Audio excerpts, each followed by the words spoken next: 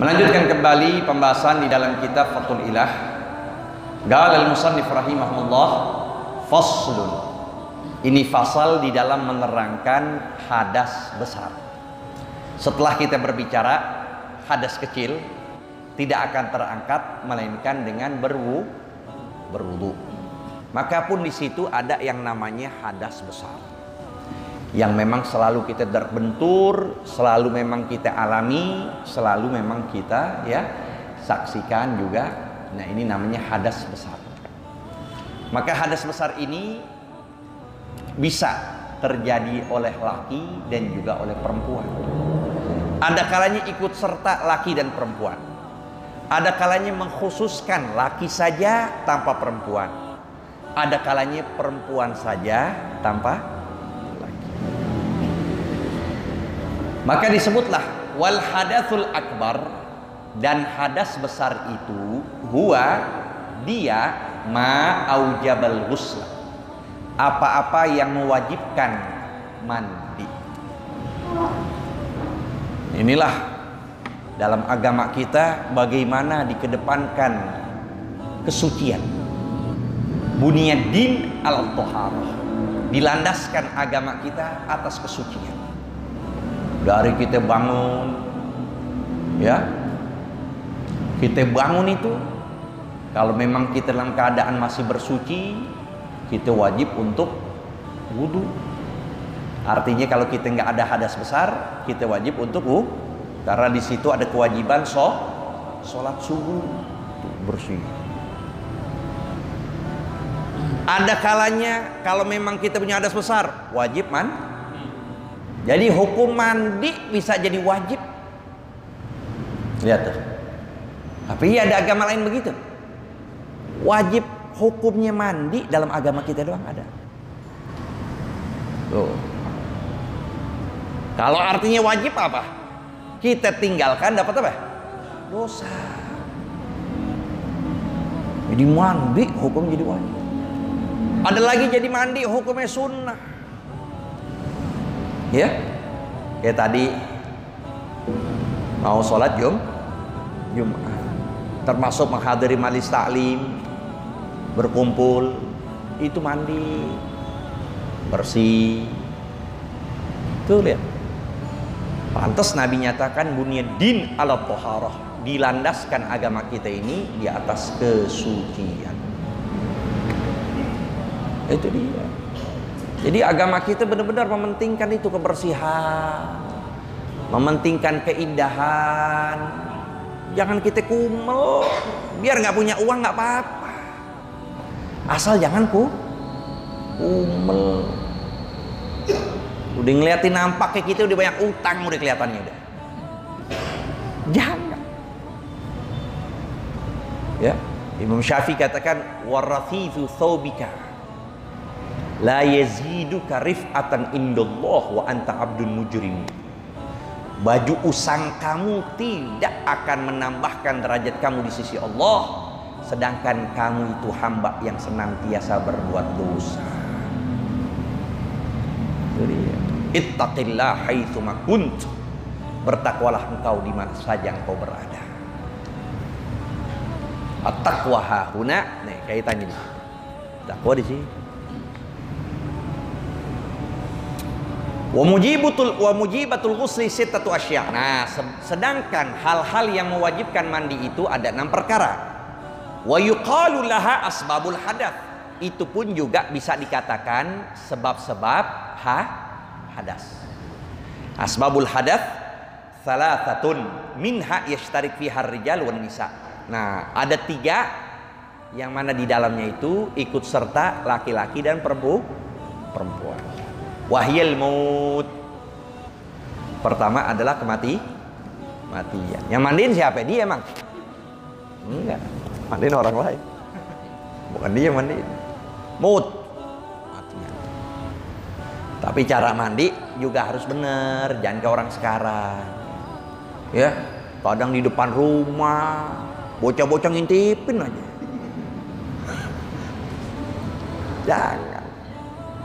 Jangan di depan rumah, dalam kamar mandi juga. Terus jangan dibiasain orang nggak kenal kita langsung mandiin orang tua kita, keluarga kita. Jangan. Yang sudah biasa orang, adatnya orang tuh di kampung si fulan, pakai dia aja udah. Ya. Apalagi kalau di rumah sakit, itu yang kita takutin. Ya, di rumah sakit udah balik udah pakai bedak kayak mukanya itu. Hah? Sama kapas. Nggak ketahuan. Gimana caranya? Apakah ada niatnya? Gimana adab-adab di dalam memandikan? Sunnah-sunnahnya gimana, didatengin atau enggak? Gitu. Karena kalau mandinya enggak sah, sholatnya sah gak? Enggak. Taunya asal aja ngeguyur kayak hewan baru digorok ibarat itu. Asal aja pakai selang lagi. Pakai selang banyak begitu. Nggak pakai air dulu, pakai ya kan sidir kan? Pakai mawar dulu tuh bagian depan air hangatnya, caranya, niatnya, doanya. Kalau nggak sah mandinya, sholatnya. Kalau sholatnya nggak sah, nah udah dikuburin, wajib digali lagi, diambil. Nah, itu dia, kita kekurangan tuh yang begitu. Orang udah jiper duluan. Kalau bicara mayit aja, jarang aja yang mandiin perempuan aja udah jarang. Perempuan meninggal, yang mandiin siapa? Jangan suaminya, perempuan juga mandiin. Nah yang begitu aja coba, lingkungan kita udah jarang. Jadi semakin beginilah, semakin yang jarang-jarang itu. Nabi nyatakan, ya, au kama qala sallallahu alaihi wasallam, man ahya sunnati inda fasadi ummati falahu ajur mi'atu syahid. Siapa yang hidupkan sunnahku ketika kerusakan moral yang terjadi, artinya maksudnya apa?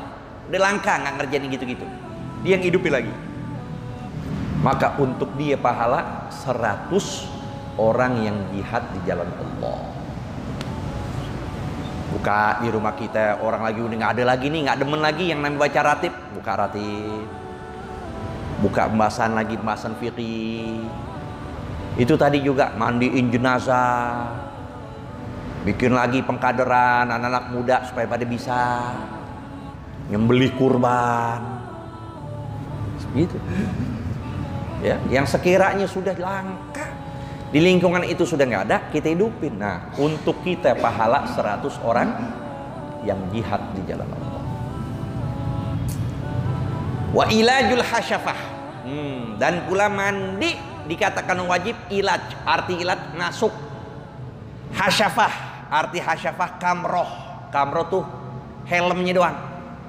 Dimasuk aja tuh helm tuh, ya. Udah nggak usah diceritain lagi, udah paham semuanya. Tuh dimasukin aja sedikit aja, masuk, numpang ziarah gitu, ya, numpang nedu, masuk dikit, wajib mandi. Ya, jangan nggak terlalu berlebihan, masuk sedikit wajib mandi. Nah itu ilajul hasyaf. Baik yang si lakinya atau yang perempuannya sama.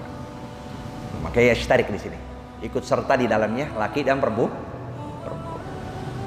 Au qadriha, nah itu atau kadarnya saja, min maktu'iha, kalau memang itu terputus. Dia terputus tapi ada masuk sedikit, wajib mandi juga. Fi fargin, waduh, dalam apapun yang berlubang. Maksudnya apa? Baik itu naudzubillah, ya, kalau kemaluan depan udah jelas, tapi naudzubillah kemaluan belakang juga, itu yang dapat ancaman, ya, dimasukin yang seperti itu. Baik tuh orang dalam keadaan apa? Hidup atau mati.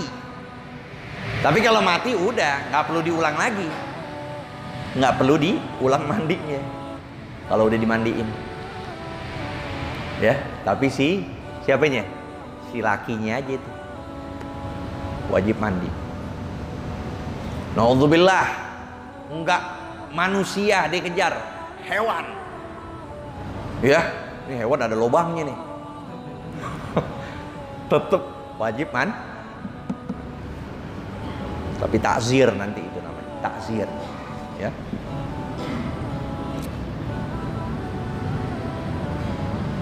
Wa khurujul mani, dan keluar mani, baik dalam keadaan tidur atau dalam keadaan terjaga, apapun. Tapi dengan, nah perhatikan masalah fikih ini, dengan catatan kalau memang ada dua keadaan. An yakuna mani min syakhsi nafsih, maninya itu punya dia sendiri. Malu, ya, maninya punya dia sendiri. Paham nggak tuh? Ada nggak mani punya orang lain? Hah? Contoh, ini laki si suami hubungan sama istrinya. Tuh, setelah hubungan, nih istri mandi. Pas ketika mandi, di pertengahan mandi, keluar tuh mani. Tuh mani, ya. Atau udah misalnya setelah mandi dah, setelah wudhu, misal, ketika wudhu ada keluar cairan. Nah, diyakinkan ini punya suami. Jangan pakai malu-malu, kejadian nih soalnya. Ya, emang kejadian begitu banyak. Pas dia hubungan sama si istri, istrinya mandi, habis mandi tuh istri wudhu. Setelah wudhu, ya tiba-tiba ada keluar cairan di kemaluannya. Nah ini dia yakin nih, ini mani suaminya. Gimana hukumnya itu? Nggak wajib mandi, karena tuh bukan maninya dia. Maninya siapa ya? Bang Udin.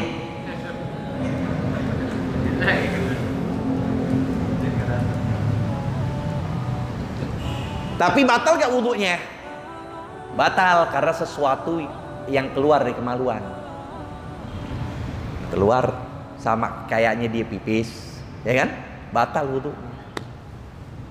Tuh, ya. Nah, ini kejadian banyak. Maka disampaikan tuh, kita punya istri, sampaikan itu. Kalau begitu berarti batal wudhu, nggak wajib Yang kedua, an yakuna khurujuhu awwala marrah, bahwasanya keluarnya itu ketika permulaan. Gimana? Ini orang udah yakin bakal keluar, ya, ditahan, nggak keluar, ya, udah yakin nih bakal keluar, ditahan, diteken tuh, maluannya nggak keluar. Setelah dilepas tiba-tiba keluar. Nah, itu yang lepas itu nggak keluar pertama kali. Jadi nggak wajib mandi. Cuma kalau dia ada wudhu maka batal wudhu. Itu seperti pipis, hukumnya seperti. Ada mani, ada madhi, ada wadi. Kalau madhi itu yang biasa keluar sebelum melakukan hubungan, keluar seperti cairan. Nah itu najis. Tapi nggak wajib mandi, najis. Jadi kalau ada di celana kita itu nggak boleh kita pakai buat sholat. Itu madhi. Itu madhi namanya.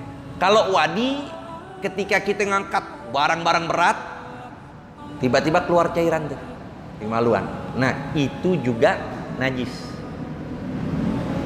Jadi yang tiga cairan ini, pertama mani, kedua madhi, ketiga wadi.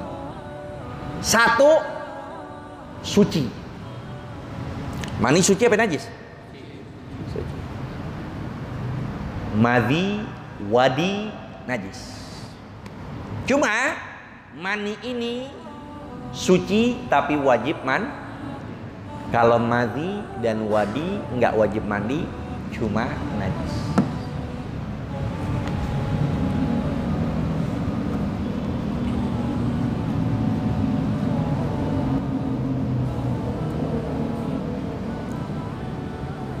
Wa yu'rafu bitadaffuqihi. Nah, keluar dengan ya duf'atan atau dafa'at, dengan dia muncrat tuh, dikenalnya tuh.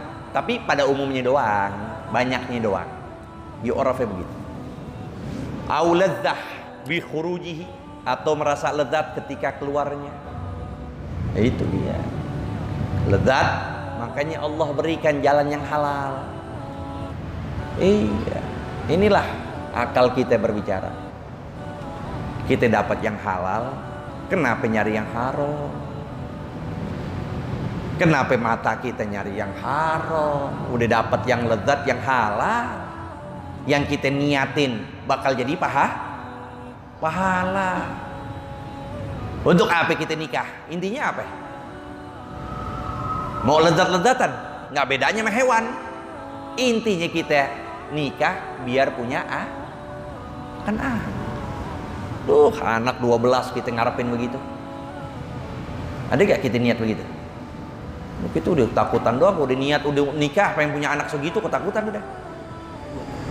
Pengen 12 tuh anak mau jadi ulama, yang satunya ya jadi ceramah, hafidz Quran, ngajar, orang kaya, dermawan.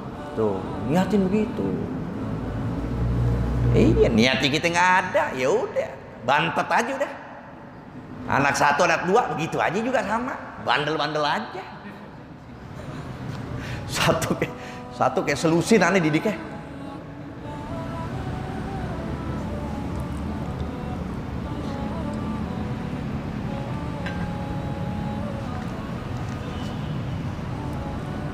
Aurih ajin, baunya seperti adonan ajin, adonan ya, tepung gitu.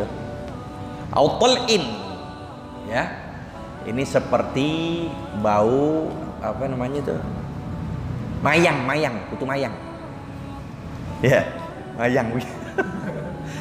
Kalau rotban, kalau basah, tuh bau mani, masya Allah, kayak begitu tuh, detailnya tuh.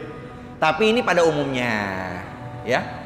Jadi nggak termasuk syarat ini harus terpenuhi, pada umumnya begitu. Kalau kering, au bayadhi baydin, putih telur kalau dikering. Wasalasatun takhtassu bin nisa wa hiyal haid. Nah, 3 perkara ini mengkhususkan kepada perempuan. Yang pertama adalah haid. Wan nifas, yang kedua nih nifas. Sama. Jadi ada haid bagi perempuan yang sudah dia usianya 9 tahun. Nah, di situ ketika keluar darah, maka dihukumkan darahnya darah. Wan nifas, dan nifas kalau memang keluarnya itu setelah melahirkan. Kenapa namanya nifas? Karena keluarnya setelah perempuan itu bernapas. Keluar tuh bayi, langsung dinapas, keluar darah. Udah deh tutup pabrik, segel. Segel udah 40 hari kita puasa. Kalau pabriknya 1. Ya. Jadi ya. Ya nasib aja udah, nasib. Ngelus dada deh udah. Wal wiladah, dan kelahiran walau alaqatan, segumpal darah, wa au mudghatan, segumpal wa bila rutubah, sekalipun tidak dia itu basah, kering. Keluarnya kering tuh dagingnya. Tetap maka hukumnya apapun yang keluar itu namanya wiladah, maka wajib wa yahrumu bil janabati ma yahrum bil hadath, dan haram dengan sebab jenabah apa-apa yang diharamkan dengan sebab hadas. Seperti apa? Salat, ya, qiraat salat, terus qiraatul kalau Quran khusus jenabah, ya. Yang berkaitan dengan hadas sudah tak boleh lagi. Khutbah Jumat tuh gitu, sujud tilawah, sujud syukur, puasa, ya kan? Nah itu masuk dalam jenabah.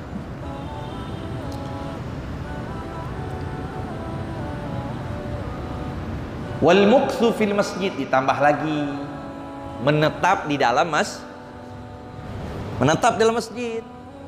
Nah itu dia, bagi mereka perempuan, ibu-ibu yang ngaji misalnya di dalam masjid, udah waktu, lagi datang waktunya, apakah haid atau nifas, nggak boleh ngaji dulu di masjid.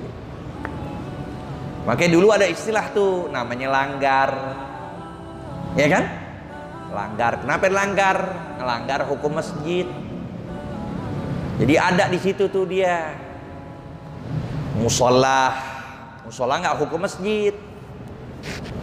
Jadi boleh buat ibu-ibu ngaji di dalam musola sekalipun dalam keadaan haid atau nifas, sekalipun bersih.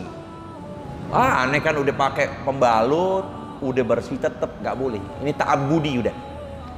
Agama itu ada dua keadaan, ada ta'akuli bisa diterima oleh akal, ada ta'abbudi, ada sesuatu yang nggak bisa diterima. Itulah Islam.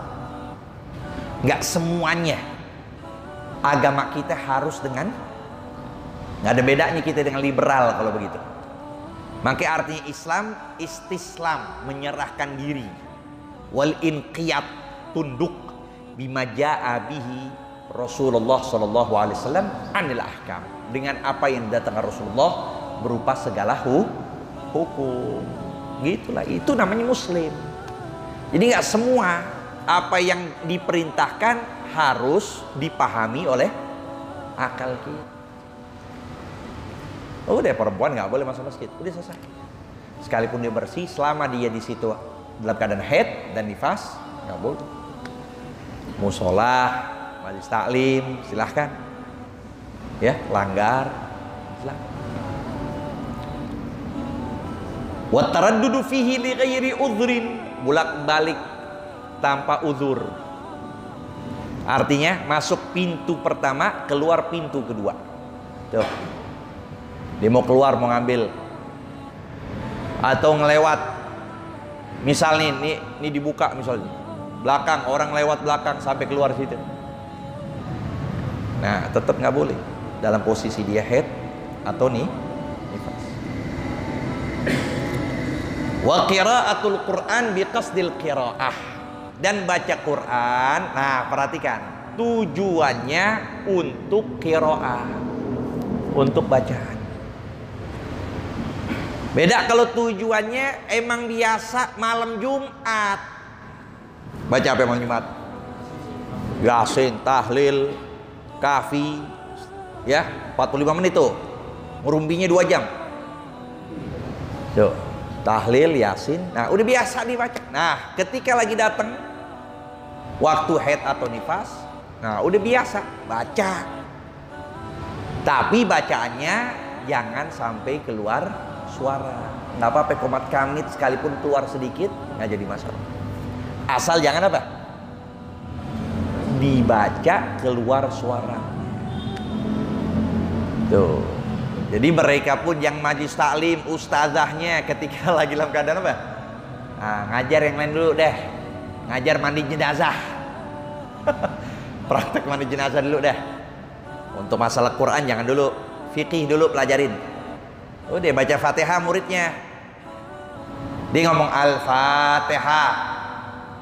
Udah, dia nggak usah baca dalam hati. Ustazah kok qomat kamit doang? Iya lagi dapet. Udah begitu.